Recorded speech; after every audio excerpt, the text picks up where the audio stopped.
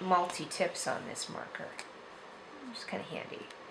Copic is an excellent marker company, and they make nice brush tips. So it's a different kind of felt, and you'll get a thicker line. It's very bendable as well.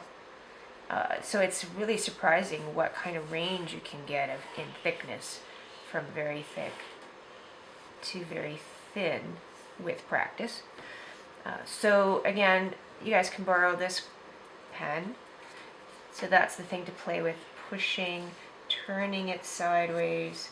What different thicknesses can you get dragging it? You see how thin you can get if you drag? And if you notice what I'm doing, I'm leaning on my pinky, so I'm not putting much pressure on the pen in this way. I can get a very thin line. So again, try going to different thicknesses, seeing how you can get those different thicknesses. So less pressure, the pinky really helps. So what I'm doing here is supporting the pen away off the page by leaning on my pinky and controlling just how much pressure I have on the page by holding it between my thumb and forefingers. So, and then speed is part of a thin line as well. The faster you go, the thinner the line you can get. So you can practice that as straight lines, and then obviously the brush tip is really meant to go from thick to thin.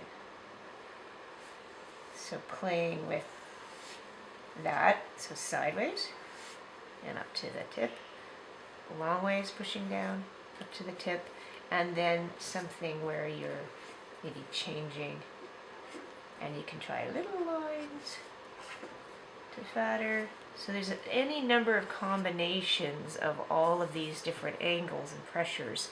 So the other thing that a brush tip responds well to is pressure, slowing down to speeding up.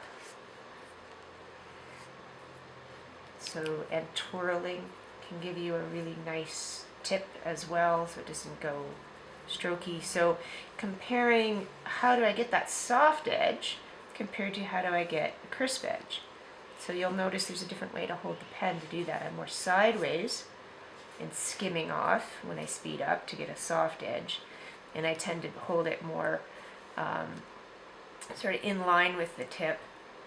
So I can still push and go from thick to thin, but I'm trailing off on the tip, not dragging sideways. And I also tend to twirl it to keep a nice crisp line. So that's that one. You can both try it. You'll get less control with this one, plus this nib's a little bit worn. And sometimes I like that if I want a messy kind of edge. And sometimes I find it annoying. And this one, this lovely thing. Maybe you can sweet talk Julia. Or you'll have to go get one yourself. No, I'll have to get it after class. So it gives you a huge variety of line. And it takes a little less pressure because it's very fine and thin. It has a nice spring to it. You'll find that you can't put as much pressure on it as you can one of these pens. Because this kind of can support itself. It's stiff. This is very pliable. So it helps to lean your elbow on the board or the edge of your wrist or your pinky. Pinky is better.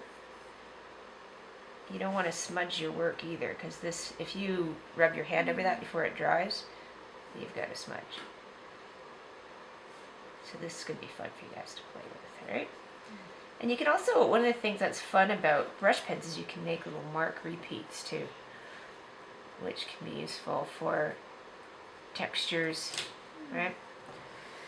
So you're going to have some fun playing with that. So again, what different thicknesses can you get with the pen? Right? Can you get it to go in? I think this is still trying to get its ink through there. Yeah. How can we get any ink? It's a little harder to control the really thin line with it than the other one, I think, because it is such a soft tip. So that's going to be fun to play with. So do your straight lines, do your curved lines, go from thick to thin, and see what variety you can create. So maybe, I guess you're going to start with your fancy pen. We can swap. Start. That's going to do. Thanks.